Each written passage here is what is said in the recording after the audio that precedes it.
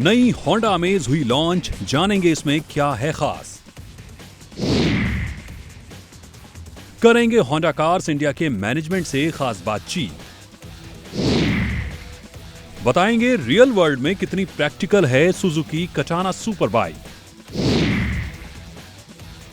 जानेंगे कैसा रहा इस साल का इंडिया बाइक वीक फेस्टिवल।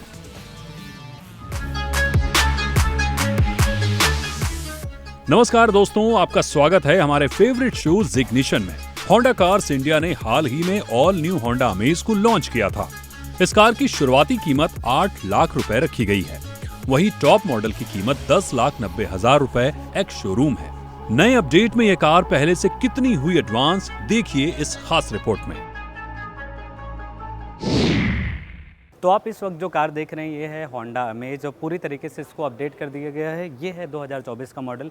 पहली बार जब होंडा अमेज को लॉन्च किया गया था वो साल था 2013। उसके बाद से ये तीसरी बार इस कार को अपडेट किया गया है। इसके बाद जो 2013 के बाद जो नए अपडेट मिले थे 2018 में हुए थे।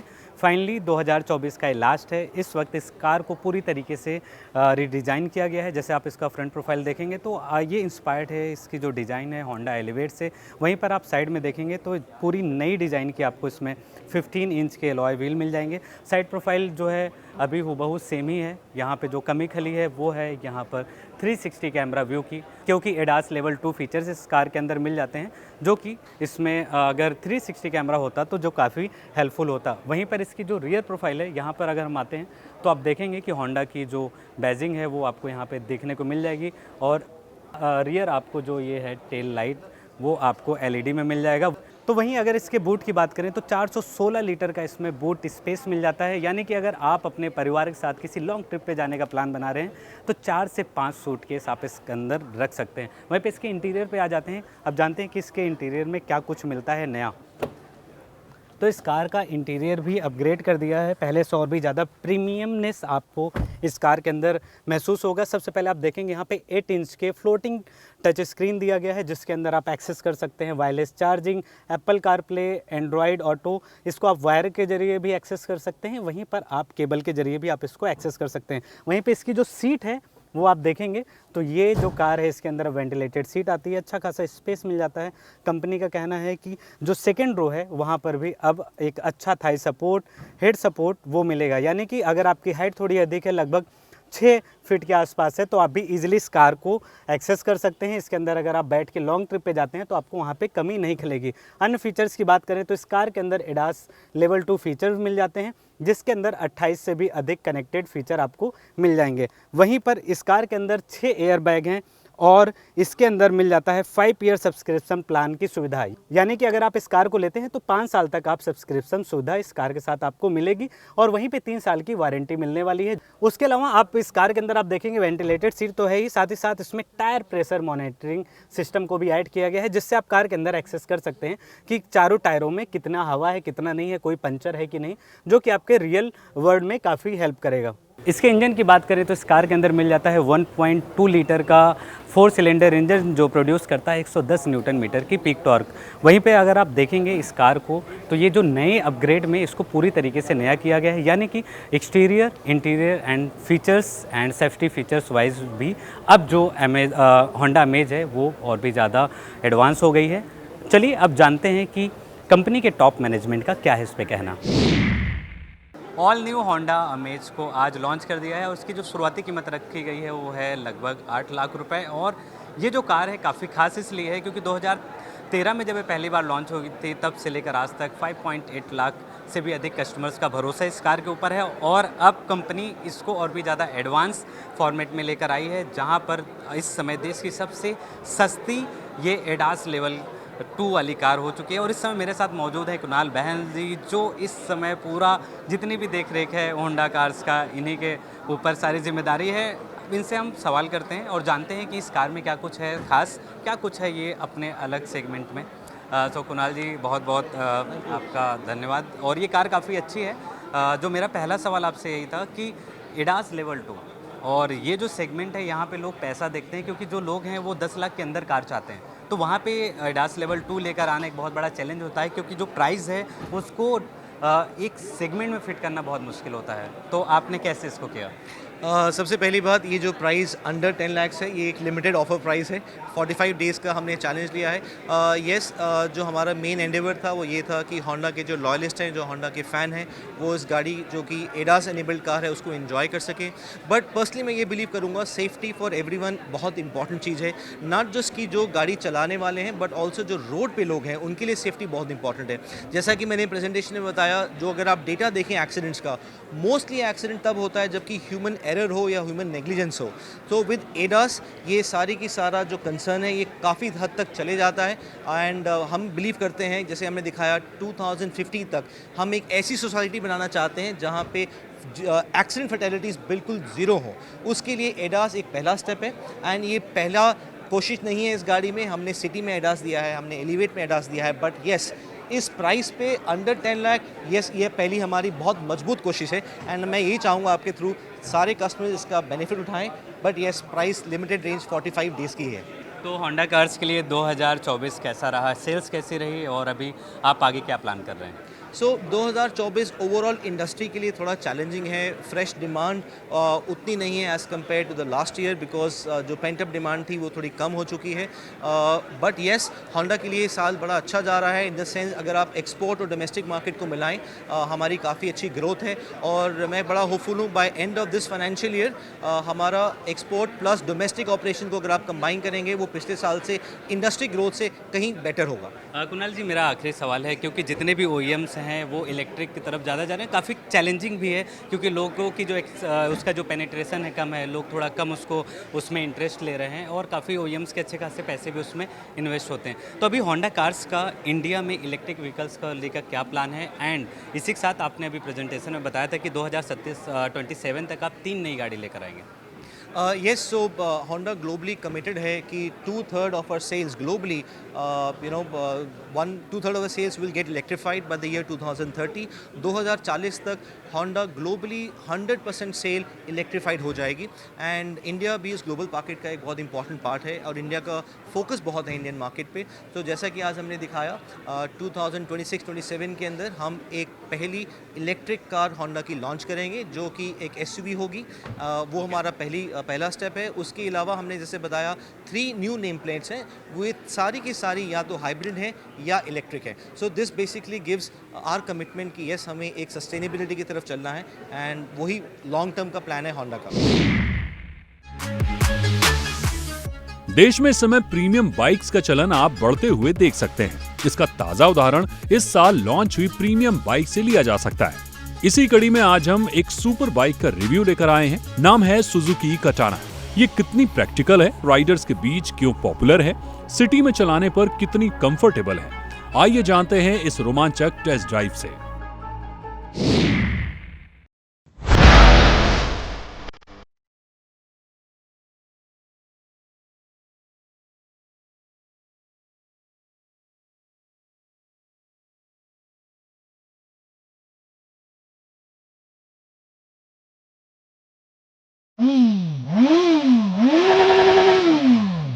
तो अभी आप जिसका एग्जॉस्ट साउंड सुन रहे हैं ये है सुजुकी कटाना और ये जो बाइक है ये सुपर बाइक कैटेगरी में आती है। 1000 सीसी का इंजन इस बाइक के अंदर है। 1981 से ही ये जो बाइक है उसको काफ़ी सराहना मिली है। भारत में इसका जो लास्ट अपडेट था वो 2022 में था और इसकी जो शुरुआती कीमत रखी गई थी उस वक्त 13,61,000 रुपये एक्स शोरूम दिल्ली।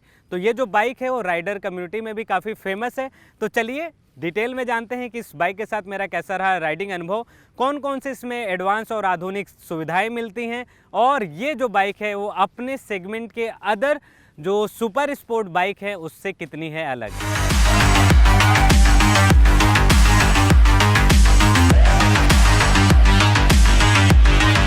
तो शुरुआत इसके लुक एंड डिज़ाइन से करते हैं। तो दिखने में बाइक आपको काफ़ी स्पोर्टी, काफ़ी बोल्ड और इसका जो रोड प्रेजेंस है वो भी काफ़ी बेहतरीन दिखेगा।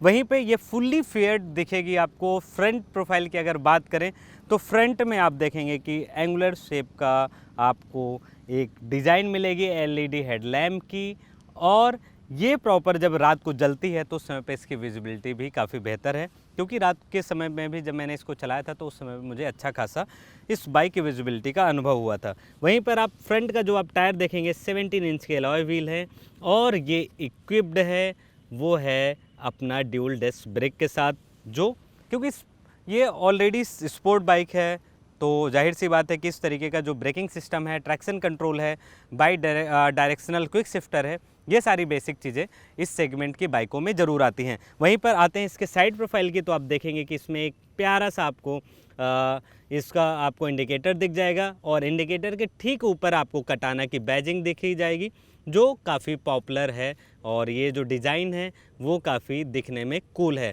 वहीं पर आप देखेंगे कि इसके अंदर इसका जो फ्यूल टैंक है वो काफ़ी चौड़ा सा है, 12 लीटर का इसके अंदर फ्यूल टैंक मिल जाता है। वहीं पर ये साइड में जो आप देखेंगे इसका ग्राउंड क्लियरेंस ये है 140 mm का, आपको मैं इसको सीधा करके दिखा देता हूँ।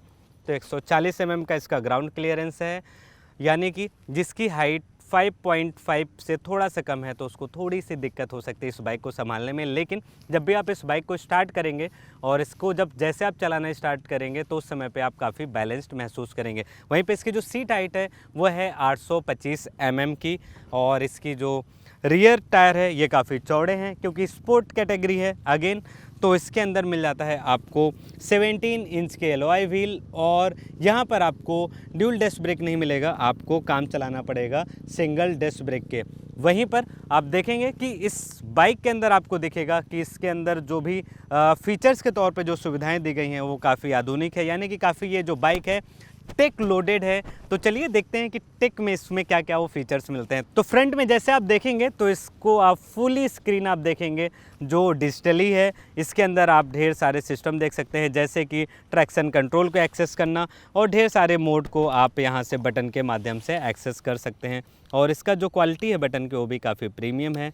यहाँ से आप साइड इंडिकेटर और यहाँ से आप पास वो कर सकते हैं। वहीं इसके फीचर्स को डिटेल में जानते हैं तो आप ध्यान देंगे कि इसके अंदर मिल जाता है सुजुकी इंटेलिजेंट राइड सिस्टम, यानी कि सुजुकी वालों ने खुद तैयार किया है राइडिंग बिहेवियर को और भी ज़्यादा इंटेलिजेंट बनाना, ताकि जब भी आप इस बाइक को लेकर कहीं सड़क पे निकलें तो उस समय पे आपको काफ़ी हेल्प मिले। वहीं फीचर्स के तौर पे आपको इसके अंदर मिल जाता है SDMS, यानी कि सुजुकी ड्राइव मोड सेलेक्टर, और सुजुकी ट्रैक्शन कंट्रोल सिस्टम भी इसके अंदर है।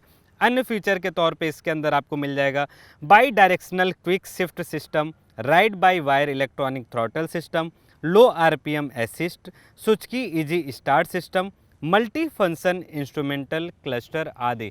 यानी कि फीचर्स तो इस बाइक के अंदर काफ़ी हैं, टेक लोडेड फीचर है और इसके अंदर सुजुकी कंट्रोलर भी मिल जाता है, यानी कि जब भी आप इस बाइक को हाईवे पे क्रूज़ करेंगे या फिर आप सिटी में चलाते हैं तो उस समय पे इस बाइक की जो सुजुकी इंटेलिजेंट है वो आपको काफ़ी हेल्प करती है। तो चलिए पावर एंड परफॉर्मेंस के मामले में भी देखते हैं कि कैसी है ये बाइक। तो इस बाइक के अंदर 999 सीसी का liquid cool DOHSC incline 4 cylinder engine मिल जाता है, जो प्रोड्यूस करता है 153 PS की मैक्सिमम पावर और 106 न्यूटन मीटर की पीक टॉर्क। 0 to 100 पहुंचने में जो बाइक है मात्र 2.6 सेकंड का समय लगाती है। वहीं पे इसका जो स्पीड गियर बॉक्स है उसको भी आप क्विक शिफ्टर की मदद से आप 6 स्पीड गियर बॉक्स तक पहुंच सकते हैं, यानी कि जब भी आप इस बाइक को क्रूज़ करेंगे हाईवे पर तो उस दौरान पे आपको महसूस होगा कि इनिशियल टॉर्क इस बाइक का जो है वो काफ़ी अधिक है और आप पूरी तरीके से फील कर पाएंगे कि आप एक ऐसे बाइक के साथ हैं जो एक सुपर बाइक है। और ये bike by directional quick shifter के साथ आता है और आपको जैसे मैंने पहले बताया कि थ्रॉटल बाई वायर भी ये सपोर्ट करता है और स्लीपर क्लच इसके अंदर आता है एंड इसका जो ट्रैक्शन कंट्रोल है उसको आप 5 लेवल से एक्सेस कर सकते हैं। तो ये तो रही इस बाइक से जुड़ी सारी डिटेल। अब बात करते हैं कि इस बाइक के साथ मेरा खुद का राइडिंग अनुभव कैसा रहा। तो मोस्टली इस बाइक को मैंने सिटी में राइड किया है और इस बाइक को जब मैं फ़र्स्ट टाइम चलाने गया तो उस समय पे जो कॉन्फिडेंस था वो मेरा थोड़ा सा डाउन था। हालांकि जैसे ही इस बाइक के साथ मैंने 10 से 15 मिनट अपना टाइम स्पेंड किया वैसे ही मैं समझ गया कि इस बाइक को कैसे हैंडल करना है और इस बाइक को कैसे कंट्रोल करना है। हालांकि 217 किलो इसका जो कर्व वेट है वो आपको थोड़ा सा परेशान कर सकता है जब भी आप इस बाइक को ऐसी जगह पे पार करते हैं जहां से इसको बैक करके ही आपको निकालना है। तो उस दौरान पे आपको थोड़ी सी मुश्किल हो सकती है। हालांकि उसको भी कंट्रोल करने के लिए इस कंपनी ने इसके सीट पर एक आपको ग्रैब करने के लिए एक सुविधा दी है, जिसको आप पकड़ के इस बाइक को पीछे धक्का दे सकते हैं और उसका आप सपोर्ट ले सकते हैं। हालांकि अगर आपकी हाइट थोड़ी सी कम है तो इसको संभालने में थोड़ी सी आपको परेशानी हो सकती है। वहीं पर जैसे ही आप इस बाइक को हाईवे पर लेकर जाएंगे तो उस समय पे इस बाइक का जो असली मज़ा है वो आप ले सकते हैं, क्योंकि इस बाइक की जो टॉप स्पीड है वो है 240 किलोमीटर प्रति घंटे की रफ्तार से ये बाइक जाएगी। वहीं पे आपको जैसे मैंने पहले बताया था कि 2.8 सेकंड में ये जो बाइक है वो पकड़ लेती है 0 to 100 की रफ्तार। जो इसका टॉर्क है वो किसी भी बाइक को या फिर अन्य व्हीकल को ओवरटेक करने में काफ़ी आपको हेल्प करेगा। तो इस बाइक का जो मुकाबला है वो है BMW F900 XR से, वहीं पर कावासाकी की पॉपुलर बाइक निंजा 1000 SX से। और ये जो बाइक है प्रीमियम सुपर बाइक, ये ज़्यादातर पसंद करते हैं cricketers, celebrity, politician and business class के लोग। हालांकि जो राइडर कम्युनिटी हैं वो भी इस बाइक को पसंद करते हैं। थोड़ा सा महंगी कीमत होने के कारण इस बाइक की जो सेल्स है वो थोड़ी सी कम है।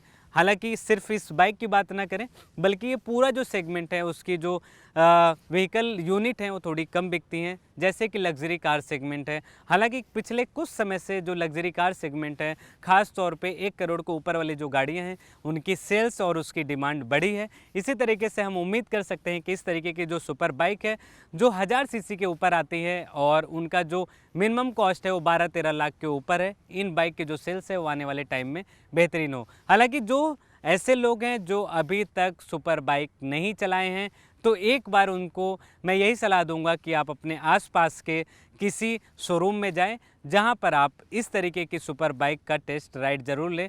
तब जाकर आपकी जो मति होगी इस तरीके की बाइक का वो बदल सकेगी। गाइस, जिग्निशन में अब वक्त हो चला है छोटे से ब्रेक का। कहीं जाइएगा नहीं, क्योंकि ब्रेक के बाद बताएंगे एक ऐसी बाइक फेस्टिवल के बारे में जिसमें जाना हर एक बाइकर्स का सपना होता है। सो डोंट गो एनीवेयर, हम जल्द ही वापस आ रहे हैं।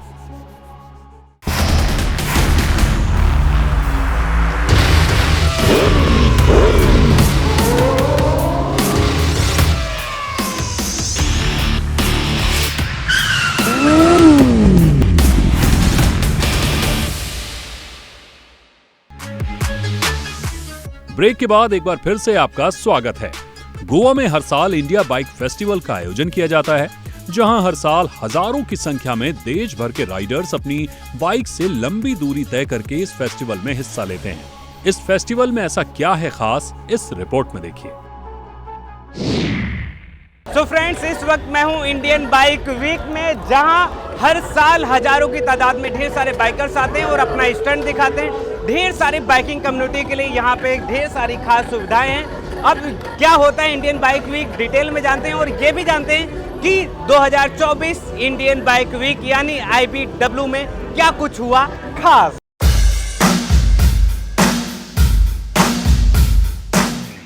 देश से हजारों की तादाद में बाइक के प्रति अपनी चाहत दिखाने वाले हजारों राइडर्स इंडिया बाइक वीक में पहुंच गए हैं।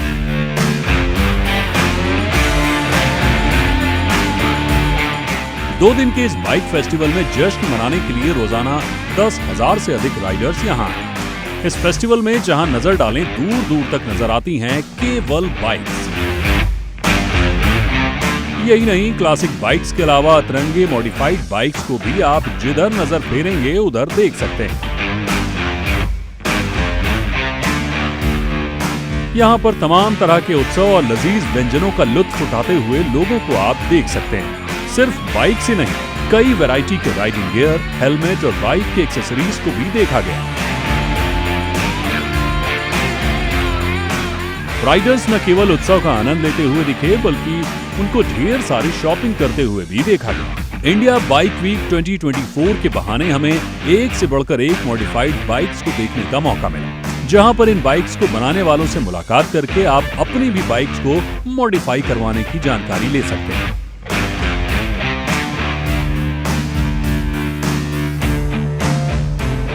इस फेस्टिव में KTM ने हर साल की तरह इस साल भी अपने 2 एडवेंचर बाइक्स को भी अनवील किया। वहीं कई बाइक्स, एक्सेसरीज, राइडिंग गियर बनाने वाली कंपनियों ने भी अपने प्रोडक्ट शोकेस किए।